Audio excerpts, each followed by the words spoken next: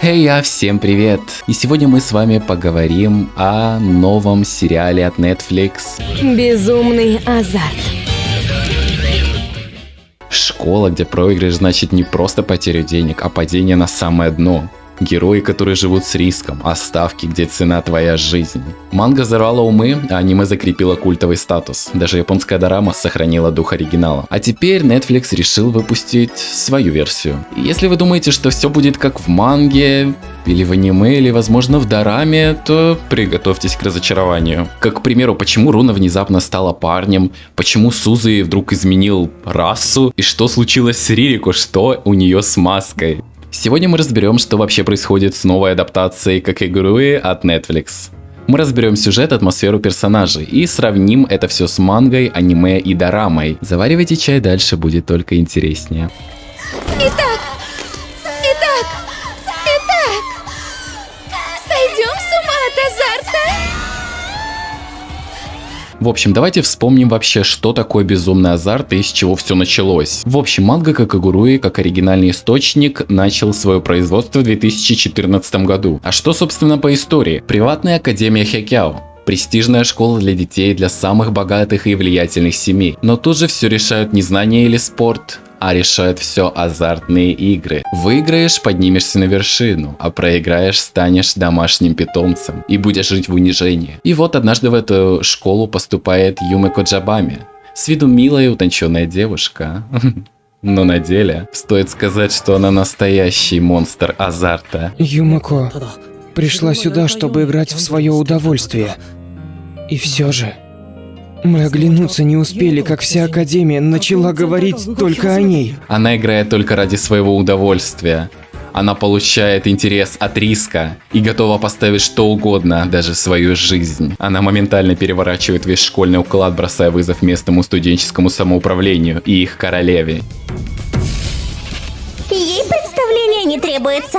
Наш президент Момобами Кирари. Юмико вовлекается в бесконечную череду игр, обманов и интриг, где каждая ставка может стоить тебе всего. В общем, Юмико Джабами — это не просто главная героиня Какегуруи. Она живет для азарта, для чистого, дикого, безумного наслаждения ставкой, где можно потерять все. Сама история Какегуруи — это не просто про азартные игры, это история о человеческой природе и о том, как азарт раскрывает самую темную сторону души. Здесь проигрыш не про потерю фишек, не про долг в несколько десятков миллионов или даже сотен йен. Проигрыш — это потеря своего достоинства, свободы, самого себя. Каждый персонаж — это аллегория на определенный человеческий страх или жажду. Страх потерять лицо, желание доминировать, зависеть от власти или риска. А Юмико, что ж, она нарушает всю эту систему. Что ж, теперь про аниме.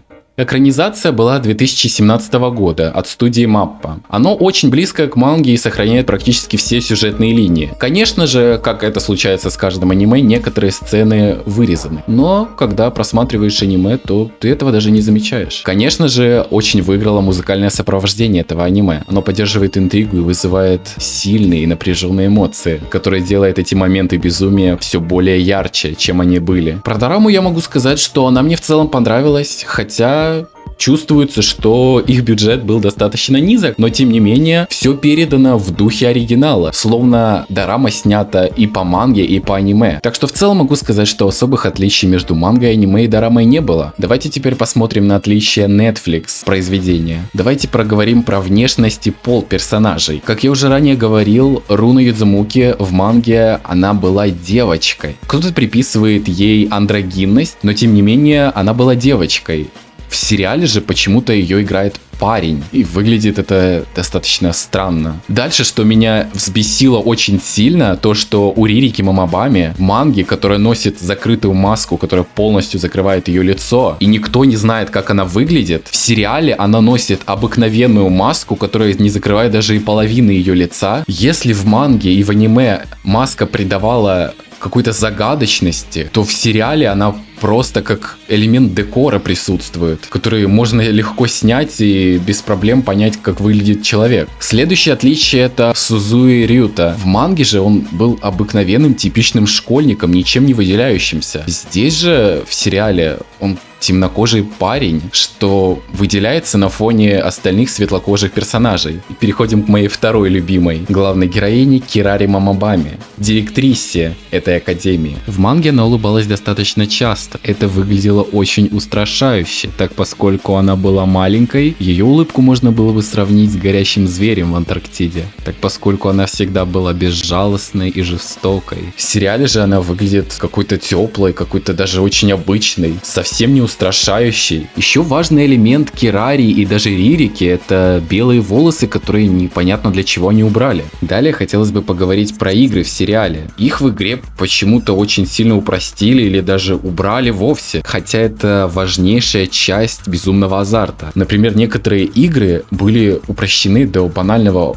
«попробуй угадать число», словно вся психология просто исчезла. Были упрощены даже правила самих игр, когда в манге часто придумывались и объяснялись сложные механики, чтобы подчеркнуть интеллект героев. Правила стали слишком поверхностные и простые, словно они считают свою аудиторию умственно отсталыми. Также в манге каждая азартная игра описывалась для развития характера персонажей, что, я боюсь, в сериале будет очень сильно упущено. И в самом сериале появилось больше школьной драмы, чем самого азарта, а сама суть произведения была в азарте и в психологии, и в мотивации. Цвета, которые описывали оригинал, был красный и черный, что тоже непонятно в сериале, в котором присутствует множество других различных цветов. В сериале, конечно же, будут отсутствовать гримасы безумия на лицах, хотя и в аниме, и даже в самой дораме сделали эти гримасы очень яркими и выразительными. Это стало главной фишкой манги, что отличало ее на фоне остальных. Я понимаю, что Netflix хотел упростить этот сериал и сделать его для международной аудитории, но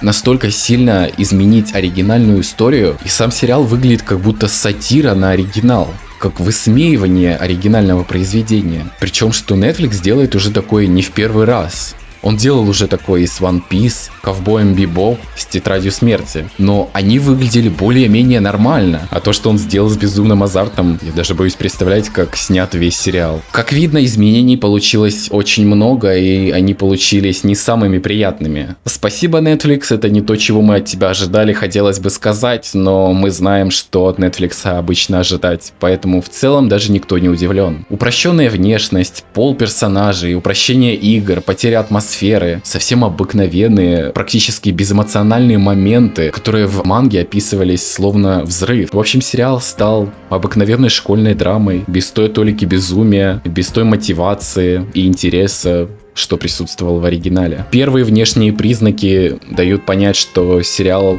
получился не совсем приятным. Напишите в комментариях, что вы думаете об этой адаптации. Смогли ли создатели этого сериала хоть немного передать дух оригинального произведения, как и Герои? Всем спасибо за просмотр, еще услышимся.